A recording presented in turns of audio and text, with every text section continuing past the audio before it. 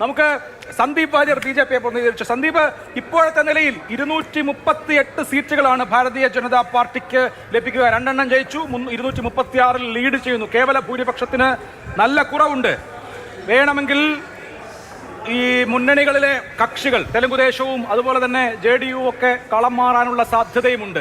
ഭൂരിപക്ഷമില്ലാത്ത സർക്കാരിനെ, ഒറ്റയ്ക്ക് ഭൂരിപക്ഷമില്ലാത്ത ഒരു സർക്കാരിനെ വിശ്വഗുരുവായ നരേന്ദ്രമോദി നയിക്കുമോ?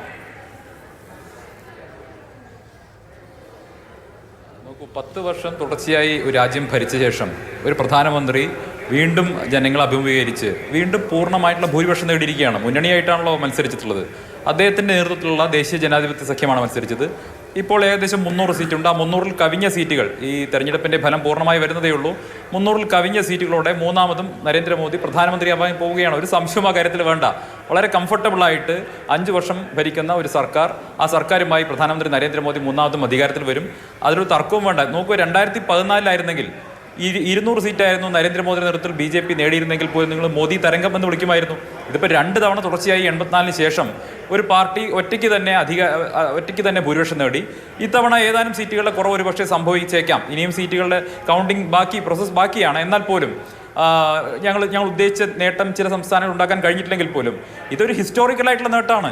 2 തവണ തുടർച്ചയായി അധികാരത്തിൽ ഇരുന്നൊരു പ്രധാനമന്ത്രി വീണ്ടും ഒരു മുന്നണിക്ക് നേതൃത്വം കൊടുത്ത് 300 സീറ്റുകളോടെ അധികാരത്തിൽ തിരിച്ചു വരിക എന്നുള്ളത് രാജ്യത്തിൻ്റെ ചരിത്രത്തിൽ തന്നെ നെഹ്റുവിന് ശേഷം വളരെ ഹിസ്റ്റോറിക്കലായിട്ടുള്ള നേട്ടമാണ്. നെഹ്റുവിൻ്റെ കാലത്ത് പ്രതിപക്ഷം പോലും ഉണ്ടായിരുന്നില്ല.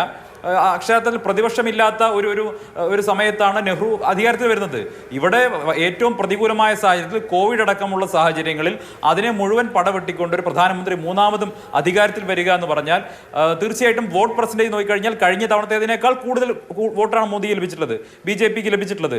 കഴിഞ്ഞ തവണ 37% ഇത്തവണ 39% വോട്ടിലേക്ക് നേടുന്നു. അത് മാത്രമല്ല, ഇവിടെ പ്രതിപക്ഷവും മാധ്യമങ്ങളും ഒക്കെ ഉയർത്തിയിരുന്ന അങ്ങേയറ്റം രാജ്യവിരുദ്ധമായിട്ടുള്ള United States of South India എന്ന, അല്ലെങ്കിൽ ദക്ഷിണേന്ത്യയും ഉത്തരേന്ത്യയും രണ്ടാണ് എന്ന രീതിയിലുള്ള നിങ്ങളുടെ നറേറ്റീവ് പൂർണ്ണമായും തകർത്തിരിക്കുകയാണ്. ദക്ഷിണേന്ത്യയിൽ ഒരു സംസ്ഥാനവും BJPക്ക് അസ്പൃശ്യമല്ല, ദേശീയ ജനാധിപത്യ സഖ്യത്തിന് അസ്പൃശ്യമല്ല എന്നുള്ളതാണ് ഇപ്പോഴത്തെ തെരഞ്ഞെടുപ്പ് ഫലം സൂചിപ്പിക്കുന്നത്.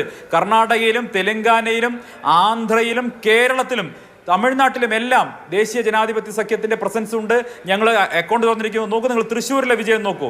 ആ ഒരു മനുഷ്യനെ, സുരേഷ് ഗോപി എന്ന് പറയുന്ന മനുഷ്യനെ കഴിഞ്ഞ ഏതാനും വർഷങ്ങൾ കേരളത്തിലെ മറ്റ് രാഷ്ട്രീയ പാർട്ടികളും രാഷ്ട്രീയ എതിരാളികളും അതിലേറെ മാധ്യമങ്ങളും ചേർന്ന് എത്രമേൽ വേട്ടയാടിയിരിക്കുന്നു.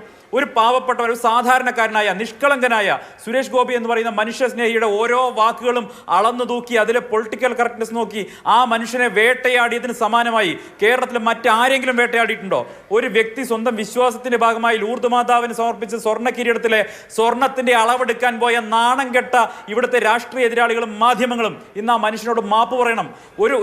ഒരു പെൺകുട്ടികളെ സ്വന്തം മകളെ പോലെ സ്നേഹിക്കുന്ന, പെൺകുട്ടികളെ ചേർത്ത് പിടിക്കുന്ന സഹോദരിമാരായും അമ്മമാരായും കാണുന്ന സുരേഷ് ഗോപിയെ നാണം കെട്ട പെണ്ണ് കേസിൽ കൊടുക്കാൻ വേണ്ടി മാധ്യമങ്ങൾ വരെ കൂട്ടുനിന്നു എന്നുള്ളത് ഏറ്റവും അപലപനീയമായിട്ടുള്ള കാര്യമാണ്.